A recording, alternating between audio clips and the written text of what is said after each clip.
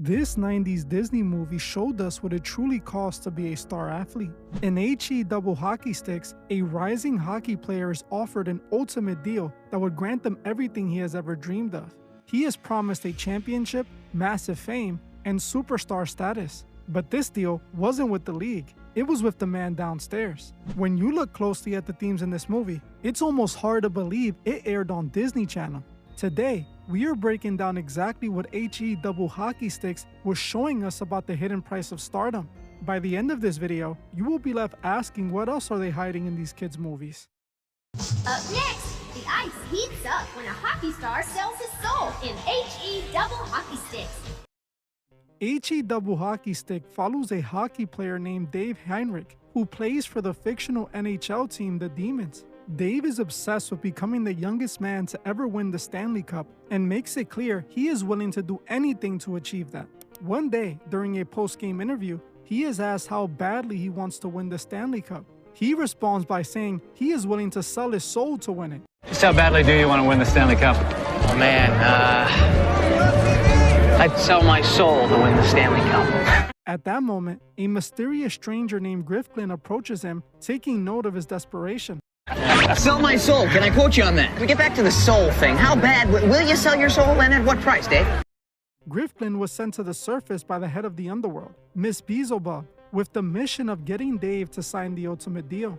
This movie shows us exactly how that deal looks. For instance, they demonstrate the power of the tongue. When David is doing the interview and tells the interviewer he is willing to sell his soul to win the Stanley Cup, he immediately invites Griffin to tempt him. He quite literally spoke it into existence, and that's how the evil was allowed to come in. This is why you should always be careful what you wish for. Later, after a game, Griffin approaches Dave for a second time to finally reveal who he really is and make his ultimate offer. He promises Dave the Stanley Cup trophy, but at a seriously dark price. He wants his soul in exchange. You're from, huh? The Times, the Post? No, actually, I'm from hell.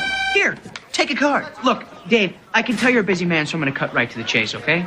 I'm here to offer you the Stanley Cup in exchange for your soul. Yeah, whatever. Dave, not believing any of it, brushes him off. For the next 30 minutes of the movie, we watch Dave being tempted by Griffin. In order to get Dave to sign, he literally starts sabotaging his games and making him lose on purpose. He even appears in his apartment and shows him a vision of his future if he doesn't make the deal, showing him as a washed-up has-been who never won the Stanley Cup. While Dave at first was resilient, eventually he gave in to the temptation and made the deal. This is the ultimate temptation in the biblical stories. This scene comes directly from the story in the Bible where Jesus is tempted in the desert by the adversary. He offered Jesus the keys to the world if he bowed to him, but he refused. This is the same concept we see in this movie, and although Dave refused at first, he eventually gave in. But the most revealing part was what they were doing to Dave when he refused to sign. When Dave said no to Griffin, he didn't just walk away and take no for an answer. He tried to force Dave into taking the deal by any means necessary. Not only did they make him start losing games embarrassingly, but they also showed them a false vision of his future as a washed-up player. They were quite literally making it impossible for him to win and become a star without giving them his soul. This mirrors the idea that the ultimate success in the biggest industries isn't achieved solely with talent, hard work, and dedication, but through a deal with the forces that govern the game. If Dave wanted to be a legend in the game, he would have had to align himself with those who run it. After he signs, everything changes immediately. His team wins big in the very next game, and he is labeled the MVP. Dave Heinrich, up close and personal. 13's the lucky number for the Demons, who won their 13th game in a row, and it moves them into first place in their division, thanks to the once maligned Dave Heinrich. That's right, Heinrich is definitely the soul of this hockey team. Thanks to him, the Demons are the odds-on favorite to win this year's Stanley Cup. Right as his dream was unfolding and his team was getting ready to win the championship, he discovered why he should never make a deal with the devil.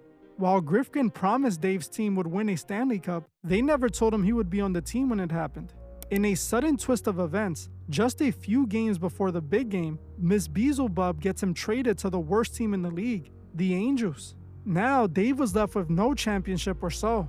The movie also depicts the reality of not reading the fine print. In the movie, Dave signs the contract without a second thought. He for some reason trusts that the forces of the underworld aren't going to screw him over. He signs it not realizing it is not what he expects. They promise Dave the world, but the real catch is always hidden at the very bottom of the page where you never look. Once Dave finally signs the paper, he realized he signed everything away for nothing. It seems like this was direct commentary on the industry contracts we often hear about. Artists sign these massive deals only to find out, like Dave, they were tricked out of everything. We recently spoke about this in my video about Tay Keith and the industry pattern of artists always speaking out.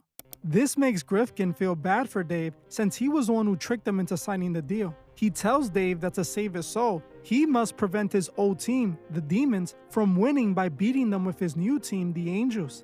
And this is how the movie ends. Dave hits the winning puck at the very last minute and wins not only the championship, but his soul too. This insane movie was literally a recurring film on the Disney Channel. The craziest thing about all of this is that they named this kids movie Hell.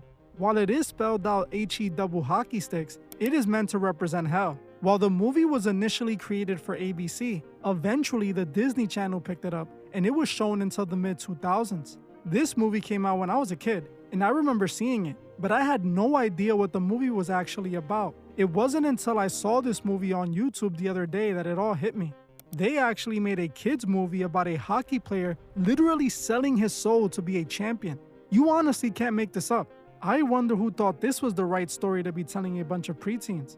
But despite being a movie for kids, it presented some very interesting ideas about the concept of stardom. Let's look at how H-E double hockey sticks actually shows the underworld. In most movies, the underworld is depicted as a terrifying fiery realm. But in this movie, they show it completely different. It appears like a boring everyday corporate office building. Ms. Beelzebub, who is the devil, sits behind a big desk like she is the boss of a regular company. All of the demons walking around are just regular workers who have to clock in and out of their shifts. Grifkin even has a quota he has to meet to get his horns. It is depicted like a normal everyday sales job, but they're trading human souls instead of products. It is truly interesting how they chose to depict the underworld, the darkest place in existence, as just a regular everyday corporate building. This also brings up another really common theme we see in all of these movies, the idea of the assigned handler. In almost every one of these movies that tells this story, the person who makes the deal is always assigned a handler. After Dave agrees, Grifkin stays right by his side and takes the role. What is really telling is that the story in this kids movie is quite literally identical to what is shown in the movie Him. In that movie, instead of a hockey player, it is a football player who is offered the ultimate deal. In Him, we follow a rising athlete named Cameron who dreams of being the next football GOAT. Cameron is essentially playing the same character as Dave in H-E double hockey sticks. Before he gets drafted, he gets invited to train with a pro football legend named Isaiah. Isaiah is essentially the Grifkin in this story. He is secretly working for a powerful group made up of wealthy team owners who run the league. Isaiah's job is identical to Grifkin's. He too needs to tempt Cameron and get him to agree to take the ultimate deal. So he invites him to his ranch, where he spends the majority of the film tempting him. The only reason Isaiah invited the young athlete to train was to make him participate in a strange passing of the torch ceremony. In that world, only an athlete who participates in that strange ceremony can become the next superstar. I actually made a full breakdown on this movie if you want to hear more about it. Watch this video after this one. Now, these were two completely different movies. One is a comedy made for kids, and the other is a horror movie made for adults. Yet, they both showed us the same price for success. It is crazy to think that the kids in the 2000s were watching this movie without giving it a second thought. They really had some dark, mature themes in some of these dcom movies. You would expect to find this story in an episode of The Twilight Zone, not a family-friendly comedy flick. This wasn't the first time Disney did a bit too much in one of their movies. I remember they had a movie called Don't Look Under the Bed that terrified me as a kid. The movie was about a teenage girl who is being terrorized by the boogeyman who lives under her bed. The movie was so scary that hordes of parents complained after their child was afraid to go to sleep at night. Eventually, so many complaints came in that Disney was forced to stop showing the movie around 2006. While we're talking about movies that were a little bit too much for kids, we also need to talk about Little Monsters, which again features a story about monsters sleeping under the beds of children. This time, The monsters are trying to lure the kids to the underworld so they can trap their soul forever. And parents in the 90s wondered why their child didn't want to sleep by themselves at night. They were literally watching movies about monsters who lured them into the underworld. I wouldn't be able to sleep either. Again, it brings us back to how little thought we give these movies. Most of the time, parents just trust these companies to provide safe content for children. But honestly, this might be a good indicator that you should start watching these movies firsthand before allowing your child to see them. Just because it was released by a safe children's media company doesn't mean all these themes are truly safe. While it was a goofy comedy movie, the story it is telling is one as old as time. So many Hollywood movies keep telling this exact same story over and over again. Now, there are plenty of movies made for kids that tell deep stories like we see in this one. If you want me to make a part 2 covering those movies, comment part 2 below. If enough of you are interested, I will make sure it's the very next video. This movie actually reminds me so much of American Satan. In that film, we again see Hollywood tell us the same exact story about the dark price of fame. But this time, it follows a rock band willing to do anything to make it big. If you want to see what American Satan tells us about what fame really costs, watch this video right now. If you want to further support the channel, join me on Patreon. It's only $3 a month, and you get access to over 60 exclusive videos. Another way to support the channel is simply by liking and hyping this video. When you hit the hype button, you tell the algorithm this video needs to be seen by everyone. Also, make sure to subscribe so there's no way my posts get lost before they get to you. Well, that's it for this one. I want to thank you all for watching, and I'll see you guys in the next one.